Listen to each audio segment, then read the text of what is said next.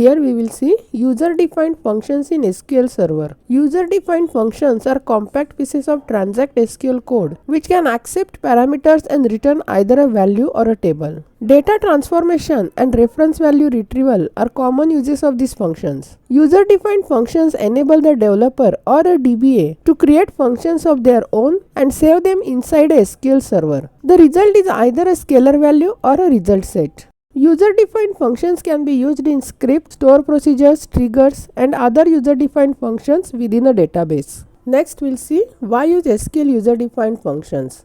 The architecture for almost any application will include an application layer where all of the business logic of the application lives and a database layer where data relevant to the application is permanently stored. Data moves between these two layers regularly, but that movement is not free. Sending data back and forth between these layers constantly will increase the latency of your applications. And depending on how your application is deployed, it could increase your cost too. SQL user-defined functions are one way to optimize application performance, namely by moving operations from the application layer to the database layer. SQL user-defined functions are functions created to execute in a SQL database that can limit the amount of work going on between layers and optimize the application layer. User-defined functions can mutate data intentionally and unintentionally. Benefits of using user-defined functions are modular programming. It supports modular programming. Once you create a user-defined function and store it in a database, then you can call it any number of times. You can modify the user-defined function independent of the source code. Faster execution. User-defined functions reduce the compilation cost of transact SQL code by catching plans and reusing them for repeated executions. They can reduce the network traffic. If you want to filter data based on some complex constraints, then that can be expressed as a user-defined function. Then you can use this user-defined function in a where clause to filter the data. There are some disadvantages of using user-defined functions also.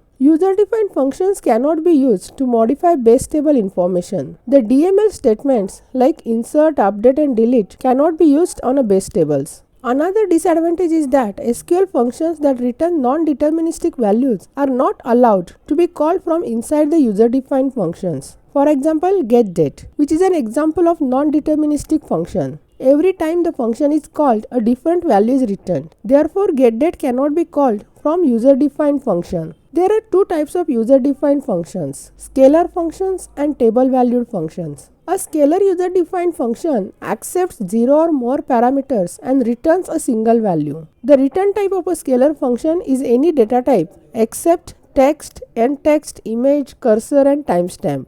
Scalar functions can be used in a where clause of the SQL query. Normally we have to define the function body between begin and end, but for inline scalar function you can omit them. Table valued functions in a SQL server are the user defined functions that returns the data of a table type. Table values functions are categorized into two types: inline table values functions and multi-statement table valued functions. Inline table line function returns a table variable based on the actions performed by the function. A single select statement should be used to determine the value of the table variable. And multi-statement table valued functions returns a table variable based on the actions performed by the function. It can contain a single or multiple statements to produce the result. And it is also a function that returns the result of multiple statements in a tabular form. It is useful because we can execute multiple statements in this function and get aggregated results into the return table. We can define this function by using a table variable as the return value. Inside the function, we execute multiple queries and insert data into this table variable.